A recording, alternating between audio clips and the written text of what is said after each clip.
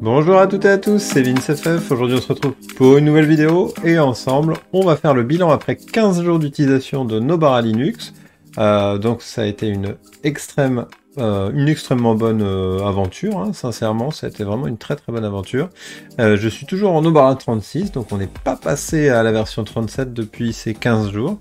Mais j'ai mon KDE qui a évolué en 5.26, j'ai changé de pilote Mesa, j'ai changé de kernel, sincèrement, il y a tout qu'à bouger. Donc je me demande finalement si Nobara ou Fedora 36 est toujours une fixe avec des versions, ou si c'est devenu une rolling, tellement la distribution bouge et les mises à jour continuent d'affluer tout le temps. C'est vraiment très impressionnant. Mais c'est aussi plutôt agréable parce que tout fonctionne très bien malgré tous ces changements.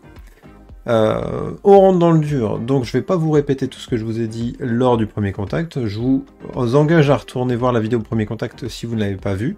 C'est vrai que je rentre un peu plus dans le détail, là c'est vraiment un bilan.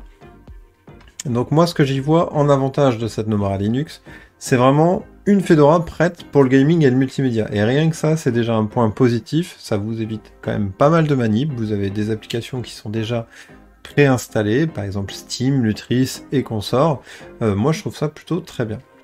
On a de bonnes performances globales, même si vous allez voir par la suite que globalement en jeu vidéo, Nobara, comme convenu, fait moins bien qu'Ubuntu. Ça c'est assez étonnant, malgré un Mesa différent, malgré un kernel optimisé, malgré un SL Unix que j'ai éteint. Dans tous les cas, mes benches sont inférieurs sur Ubuntu que sur Nobara. Mais c'était déjà le cas sur Fedora.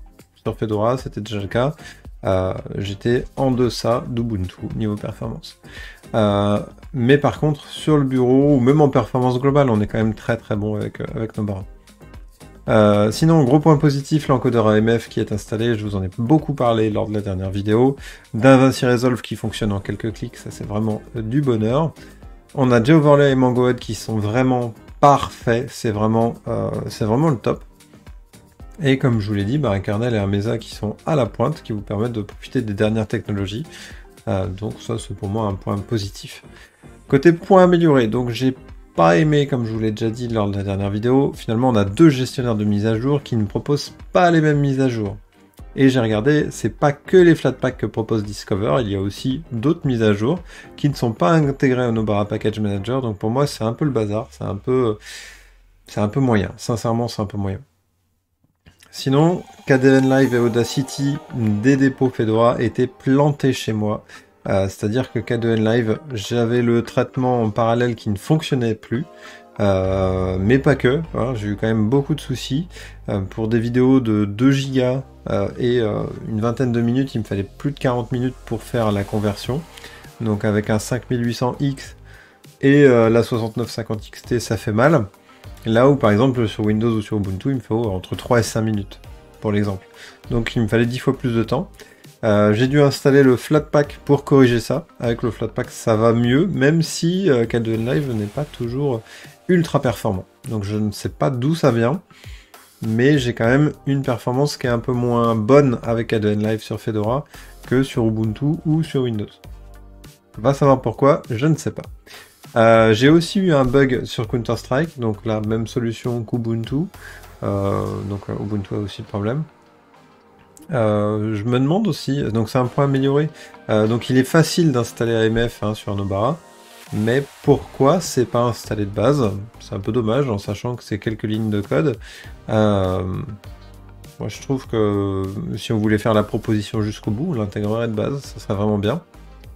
Sinon j'ai eu quelques bugs par-ci par-là, des applications qui crashent, mais qui finalement ne me perturbent pas plus que ça. Ça me paraît un peu des bugs à la Fedora que j'avais déjà remonté sur Fedora 35 et 34. Ça me choque pas plus que ça, on est sur des distributions qui sont à la pointe de la pointe, où vous avez les toutes dernières applications, les tout derniers paquets, et donc le risque de bug est quand même clairement plus présent que sur une Debian, c'est logique. Mais bon, je le remonte parce que je l'ai subi sur les 15 derniers jours. Le fameux DNF que je trouve ultra lent et qui me dérange. Sinon, si je rentre un peu plus dans le détail, côté installation, l'installation est vraiment aussi simple qu'une Fedora, hein, donc c'est vraiment la même. C'est la même chose, il n'y a rien qui change.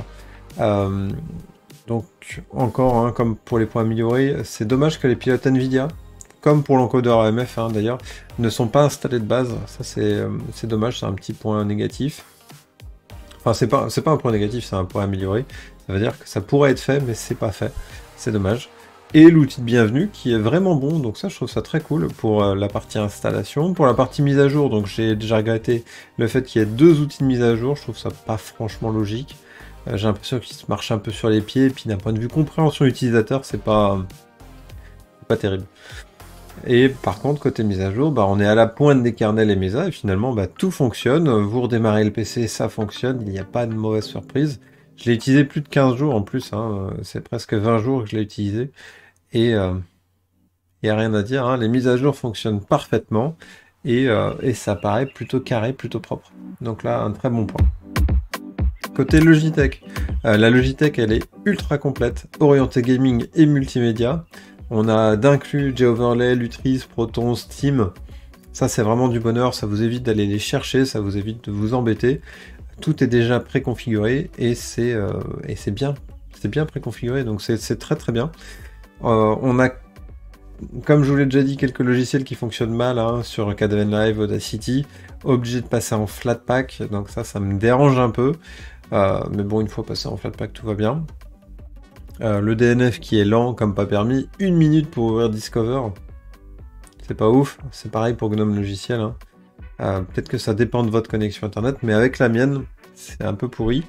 Par contre, hormis ça, donc c'est vrai que j'ai déjà parlé de la Logitech qui est ultra complète, mais les dépôts de Fedora sont vraiment très très fournis et vous allez retrouver la plupart des outils que vous avez besoin sans avoir à piocher ailleurs.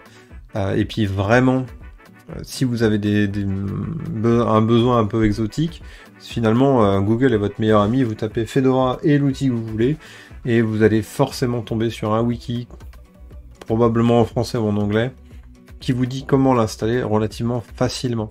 Donc c'est vrai que Fedora et Nobara sont vraiment très agréables pour ça. Côté performance et stabilité, alors j'ai mis excellente performance globale et bon bench en jeu, même si inférieur au Ubuntu. C'est vrai que le fait de...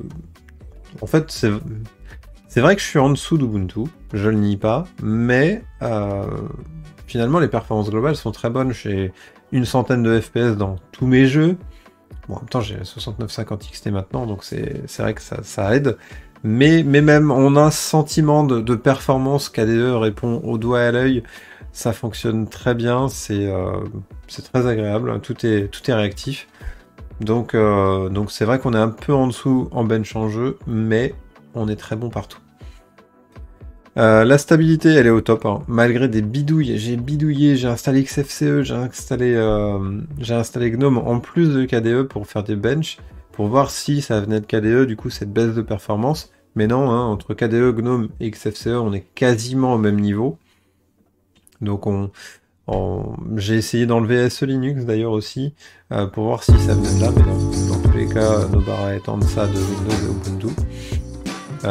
Mais bon, bref. En tout cas, pour moi, c'est vraiment cette impression de solidité mêlée avec la légèreté et une stabilité à toute épreuve, malgré des ajouts de logiciels, des suppressions, des ajouts de bureaux. Franchement, vous reboot et ça fonctionne. J'ai rien à dire là-dessus. Hein. Nobara est excellente d'un point de vue performance et stabilité. Donc là, je n'ai rien à dire. Côté personnalisation et style, moi je suis tombé amoureux du bureau KDE. Sincèrement, le brise sombre est magnifique. Dommage que Firefox ne soit pas hyper optimisé hein, pour KDE. Donc c'est une application GTK, donc elle est vraiment plus jolie sur un bureau, sur un bureau GNOME. Mais si vous utilisez Google Chrome, si vous utilisez Falcon, par exemple Google Chrome est totalement intégré à KDE, c'est vraiment très joli. Et la version GNOME, bah, finalement, elle est bien pimpée, hein, celle qui est proposée qui n'est pas Vanilla. Franchement, très agréable à utiliser, donc je l'ai testé aussi. Bon, ça casse pas trop patin à un canard, mais c'est très agréable. Et du coup, si vous avez plutôt l'habitude d'une utilisation Windows, ça peut être un bon plan si vous voulez pas de KDE. Moi j'ai une petite astuce à vous ajouter. Sincèrement, connectez-vous au Discord de Nobara. Donc là, on a directement Glorious Egrol qui échange avec nous. Et en fait, vous avez les infos sur la suite du projet. On y trouve plutôt une bonne commu, hein, orientée avec de l'entraide. Vous avez du coup les mages sur Proton, vous avez les mages sur Nobara, vous avez les mages sur Wine. Moi, je trouve ça plutôt cool. Je vous recommande très franchement de vous connecter au Discord de Glorious Egrol. Donc vous le trouvez directement sur le site de Nobara Project. Sinon, j'ai mis 2 oranges sur la partie Easy to Use. Je trouve que c'est pas une distribution accessible. Sincèrement, si vous voulez aller sur une Nobara, plutôt orientez-vous sur une Ubuntu si vous êtes débutant en premier lieu. Par contre, si vous avez déjà expérimenté un peu, Nobara, elle est accessible, il n'y a pas de problème. Et la communauté FR est clairement absente. En fait, en même temps, c'est un projet un peu de niche, hein, une Fedora sous perfusion de gaming et de multimédia. Franchement, faut parler anglais. Par contre, vous pouvez vous débrouiller avec le wiki de Fedora, parce que ça reste une Fedora pimpée. Mais c'est vrai que c'est pas badgé Nobara, et si vous voulez du coup plus d'infos sur Nobara, bah, ça sera en anglais. Donc ça, c'est un petit point négatif. Maintenant, on peut passer du coup vite fait au bench que je vous parlais. Donc voilà, j'ai fait mon petit bench classique. Donc en fait, j'ai pris Windows Ubuntu, Nobara avec SE Linux désactivé, Nobara avec GNOME, Nobara XFCE et Nobara KDE. Et on peut voir clairement que Nobara est en deçà de Windows et Ubuntu. On voit d'ailleurs que Ubuntu écrase Windows, donc ça c'est assez étonnant. Mais d'un point de vue FPS minimum et d'un point de vue FPS moyen, on est au-dessus. Par contre, ce qu'on voit clairement, c'est que Nobara est à la traîne. C'est-à-dire que j'ai 61 de FPS mini sur Ubuntu, là où j'ai que 30, 33, 35, 36 FPS mini sur Nobara. Donc à un moment de temps, j'ai un peu de stuttering, un peu de ralentissement, voire quelques saccades. Alors que j'ai 120 de FPS moyen. J'ai 2, 3, 4 FPS de plus sur Ubuntu, en FPS moyen. Mais moi, ce qui me dérange, c'est surtout la partie FPS mini, qui, même lors d'un benchmark sur Cyberpunk, se fait sentir. Là où sur Windows, je suis à 51 de FPS moyen, de FPS minimum. Ça va, c'est raisonnable, il n'y a pas de souci. Mais quand vous descendez à 30, 35, ça commence à se sentir et vous allez subir un petit ralentissement. Donc ça, c'est dommage. Donc c'est le petit bench que j'avais fait. Donc voilà, si je devais conclure après tout ça, grosso modo, Nobara pour moi c'est un verre avec un grand coup de cœur. Ça fonctionne très bien, c'est très joli, c'est vraiment moderne, on sent que c'est tourné vers l'avenir. On a une utilisation de Wayland qui fonctionne, donc très bien. Donc ça m'a fait un vert sur l'installation, un vert sur la mise à jour, un vert sur le matériel, un jaune pour l'installation d'applications, parce qu'avec les 2 gestionnaires d'applications, c'est pas terrible, et puis DNF qui est ultra lent.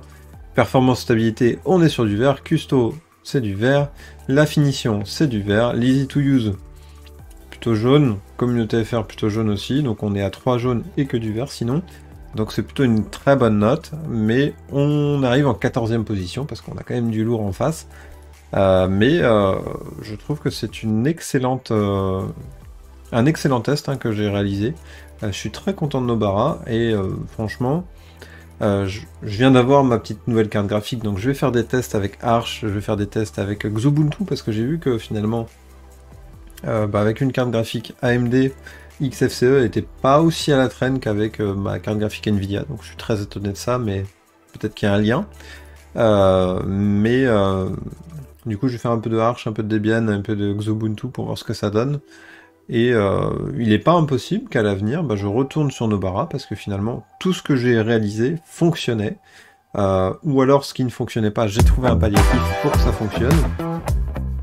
Et finalement, aujourd'hui, je suis très content de l'utilisation que j'ai de Nobara.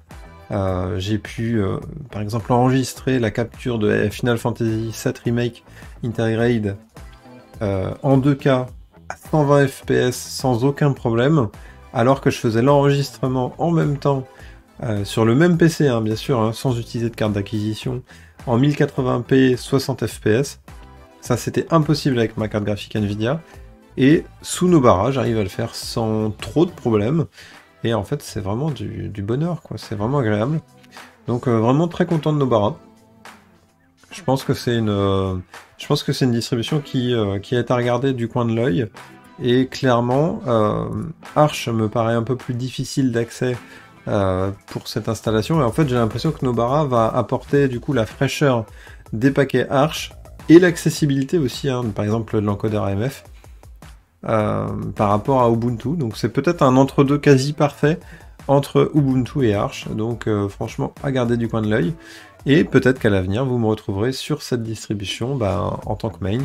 Mais avant ça, je vais faire un petit tour du côté de Arch Debian Testing et évidemment de Xubuntu pour le test de XFCE.